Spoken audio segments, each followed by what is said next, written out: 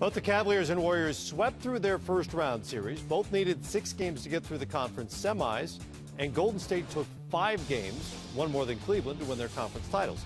Combined, we did some math, that's 29 total games, the fewest for a finals pairing to reach the ultimate series since the playoffs expanded to 7-game series. Sets up a individual matchup of a 4-time MVP and the current one starting next week. We got to bring our A game if we're going to, be a great team and a great player like that 4 times. And we're excited about the challenge because, he had to win his first one at some point. And, nobody on our team has experienced that. So we're going to be fighting like crazy every night. We got home court advantage that we need to capitalize on. And it's going to be a battle. As far as guarantees, I cannot guarantee anyone. Can't guarantee the championship. That's not what I'm here for. I'm here to lead. But I will guarantee that we will play our asses off. Now there's a guarantee for you. For what it's worth, the two teams split their regular season series. That's just 2 games, very small sample size. And LeBron James did not play in the first of those, which the Warriors won with the Splash Brothers combining for 47. James made an appearance in Game 2, and that went well. He had 42 in a Cavalier win, so make of that what you will. Let's start with the King. Still regarded as the best player on the planet. He's the biggest matchup headache there is in the league. How do the Warriors approach him defensively? That's the question. Who guards him? And do you put Draymond Green on him? Do you put Klay Thompson on him? Yes. I mean, yes. Both of those guys are too small. I mean, when you look at LeBron James, 6'8", 250, he can take both those guys inside the paint. He's big enough. He's a great passer. So he is the matchup nightmare.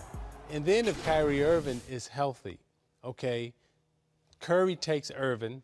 They both kind of, I think, neutralize each other, single each other out. But what do you do with LeBron James, and can you keep Tristan Thompson off the boards? We saw how physical LeBron got with the Hawks. They were just overmatched. Yeah, I think Harrison Barnes will probably start on in the beginning of the game to keep everything even. But as the game flows on, I think the biggest decision Steve Kerr has to make, do I double team LeBron and open up J.R. Smith and all those shooters? We see how they shot the 3-point ball in the last series. Or do I make LeBron go for 40 and 50 every night and see if he can really put the team on his back? Because he's never done that before. And I think that's the tug of war for a lot of coaches.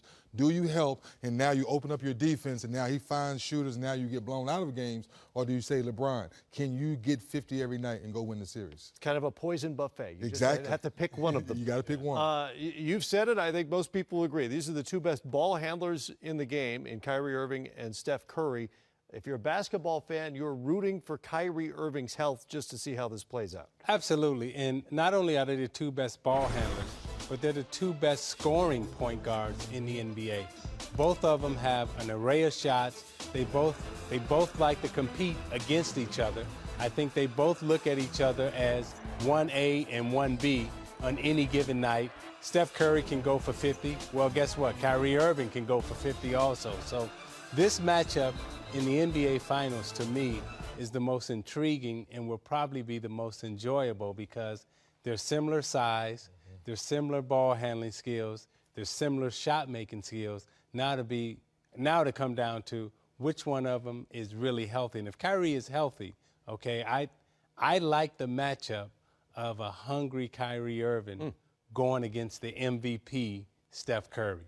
Teammates last summer on Team USA. I didn't mean to bury the lead about their scoring and shooting abilities there. No, the only thing I would add to everything Isaiah just said is the confidence. You have 2 young men who have supreme confidence in their skills and what they can do on the basketball floor. And lastly, they have the confidence from their coaches to go out there and play their game and not look over their shoulders. So I agree with both of you. This should be very exciting to watch. You think of the Warriors' offense, you think of 3-point shooting. Atlanta was a pretty good 3-point shooting team. Cleveland handled that pretty easily. They really did. You take your head off Demond Shumpert and their wing guys are running guys off 3-point line. But let's face it, we're dealing with a different animal now. Jeff Teague will do a good job setting up Kyle Korver and different guys.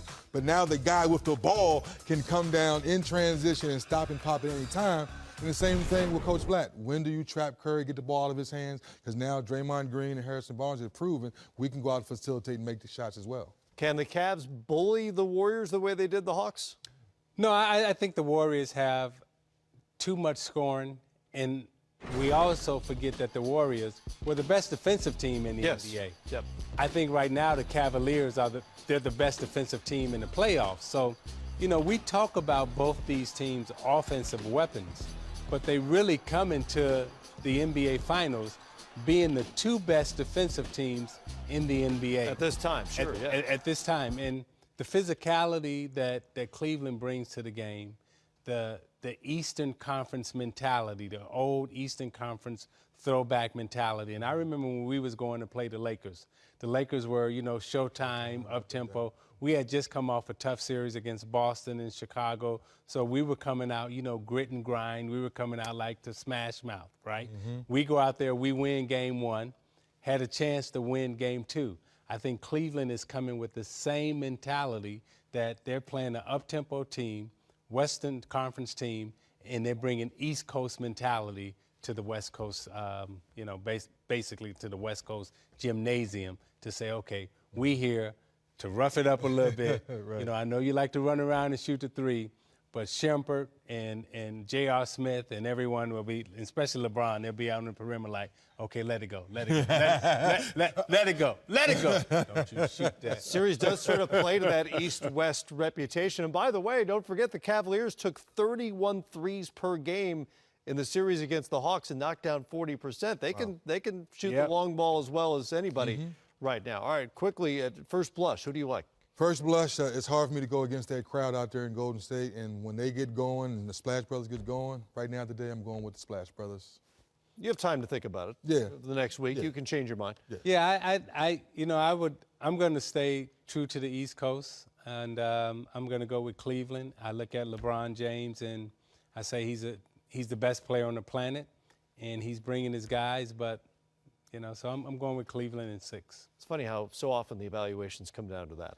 Well, That guy. That guy. That's right. he's the big 3, man. And because the two finalists were so efficient in advancing, we'll also have the longest ever layoff between the conference finals round and the championship series. It all starts in Oakland Thursday, June 4th.